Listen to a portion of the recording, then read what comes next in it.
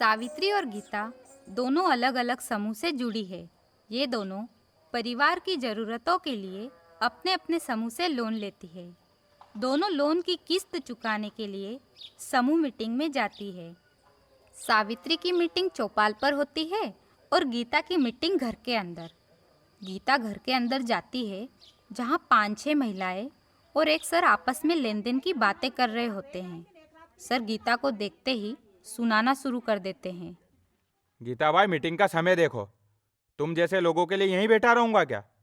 पैसे लेते समय तो तुम सबसे पहले आगे होती हो, आज क्यों पीछे रह गई? सर ने तो बेचारी का दिन ही खराब कर दिया। गीता चुपचाप अपने पैसे देकर वहाँ से निकल जाती है और देखती है रास्ते में चौपाल पर सावित्री की मीटिंग हो रही है, जिसमें 15 से 20 महिलाएं गोले में बैठकर भजन गा रही है। भजन की आवाज़ सुनकर गीता उनके पास चली जाती है और बैठकर मीटिंग की प्रक्रिया देखने लगती है। अब सारी महिलाएं अपना अपना परिचय दे रही है। अपने पैसे एक दूसरे के हाथ में देकर कटोरे में डालती है। जब पैसे इकट्ठे हो जाते हैं तो दो महिलाएं सारे पैसे गिनकर मितान दीदी को बताती है। मितान दीदी दो महिलाओं का नाम लेती है। रजनी दीदी, सुमन दीदी, इस बार आप दोनों को बैंक में पैसा जमा करने जाना है। गीता मन में सोचती है, हमारे पैसे तो सर गिनते हैं, यहाँ तो सभी बाईहोन गिन रही है। इनकी मैडम तो पैसों को हाथ भी नहीं लगा रही। अब सावित्री की मीटिंग खत्म हो गई।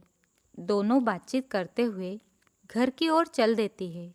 गीता के दिमाग में बहुत से सवाल घूम रहे होते हैं। क्यों सावित्री, तेरे समूह में पैसे बाईहोन गिनती है?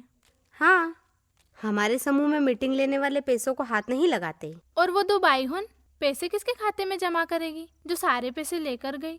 हमारे समूह के नाम से बैंक में खाता खुला है, उसी में सारा पैसा जमा होता है और जरूरत पड़ने पर हम वहीं से कर्जा उठाते हैं। ऐसे में तो जिसका जितना मन पड़ेगा उतना पैसा उठा लेंगे। अरे नहीं गीता, ऐसे कोई नहीं उठाता। सभी लोगों को अपनी बचत का 4 गुना लोन ही मिलता है। बचत? अब ये बचत कहाँ से आ गई? हम लोग हर महीने बचत करते हैं। वो किसको देते हो? वो भी बैंक में ही जमा होता है। तो क्या सारी महिलाएं एक जैसी बचत करती है और सबकी बचत एक खाते में जमा होती है? ऐसे में तो जिसका जितना मन होगा उतनी बचत करेगी, कोई कम तो कोई ज्यादा। शांति तो पकड़, सब समझा रही हूँ ना। हमारी मीटिंग महीने में 2 बार होती है।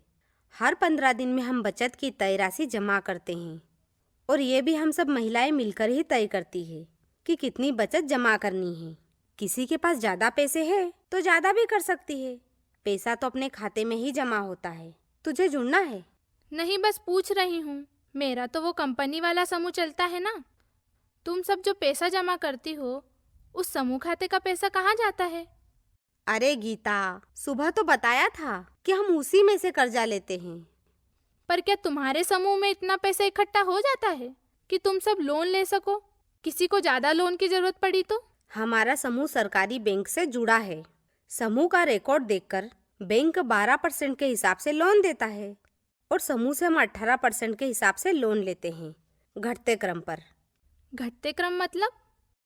मान ले ये सावन की बट्टी मेरे 10,000 का लोन है और ये लड्डू मेरे लोन पर 18% का साल भर का ब्याज, या फिर 1.5 रुपये सैकड़े के हिसाब से मान ले। मैंने 2,000 की 5 महीने तक की किस्त बनाई। पहली किस्त पर मुझे 10,000 का ब्याज 150 रुपये भरना पड़ेगा, 1.5 रुपये सैकड़े के हिसाब से। अब बचा मेरा लोन 8,000 रुपये। इस पर मुझे 120 रुपये का ब्याज लगा। ऐसे ही 6,000 रुपये का ब्याज मुझे 90 रुपये भरना पड़ेगा। चौथी किस्त में 60 रुपये ब्याज और आखिरी किस्त में 30 रुपये।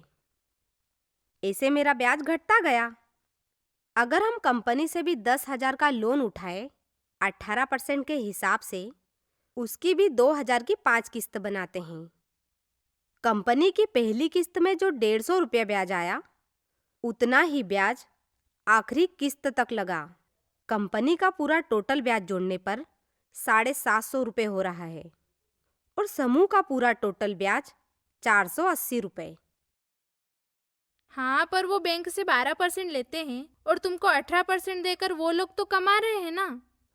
गीता, ये स्वयं सहायता समूह है, इसे हम महिलाएं ही चलाती है।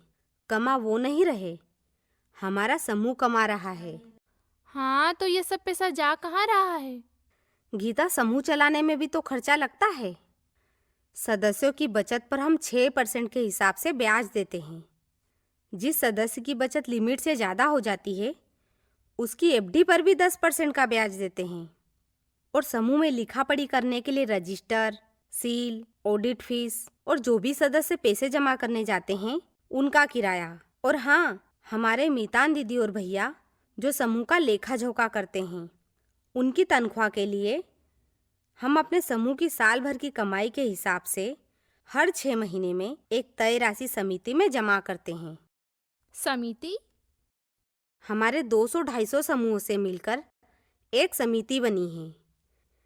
सभी समूह अपनी अपनी साल भर की कमाई के हिसाब से हर 6 महीने में थोड़े थोड़े पैसे समिति में डालते हैं। इतना खर्चा करने के बाद भी जो पैसा बचता है वो पैसा हर 5 साल में हम सभी सदस्यों के बीच सरप्लस के रूप में बढ़ जाता है। सिर्फ पैसों का लेन देन ही नहीं, जरूरत पड़ने पर हमारी समिति सामाजिक मुद्दों पर भी आवाज उठाती है।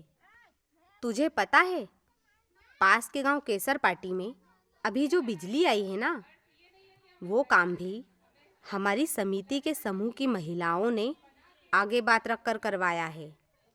पंचायत तो इतने समय से ध्यान ही नहीं दे रही थी। हमारे गांव में जो पानी की दिक्कत है उसकी व्यवस्था के लिए भी हमने समिति की महिलाओं से मदद मांगी है। एक की आवाज़ और 3000 महिलाओं की एक साथ आवाज़ से फर्क तो पड़ता है ना। हमारे समूह में तो ऐसी समिति है ही नहीं, और सर ने भी ऐसा कुछ नहीं बोला कि पैसा वापस भी मिलता है। किस्त भी तो सर ने ही बनाई, ब्याज भी 24% बता रहे थे। ऐसा क्यों? तेरा समूह प्राइवेट है, तुझे कहाँ से सरप्लस मिल जाएगा? तेरे समूह के ब्याज की कमाई तो कंपनी के मालिकों को जाती है। पर सावित्री, हमको समय से पैसा भी तो मिल जाता है, जितना मांगो उतना। तू भूल गई क्या शारदा काकी की कहानी? कितना हल्ला मचा था। उनको चाहिए थे 20,000 और माथे जड़ दिए 50,000। ऊपर से मिक्सर पकड़ा दिया।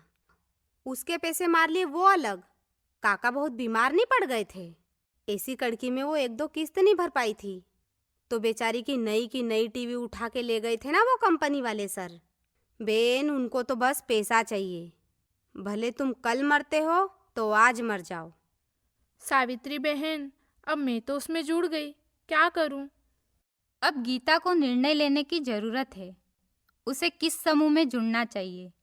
कंपनी वाला समूह जो चंद समय के लिए खुद के फायदे देखकर बनता है, या उस स्वयं सहायता समूह में जहां समूह का संचालन और निर्णय वो खुद ले सकती है, जो उसके विकास के लिए निरंतर चलता है।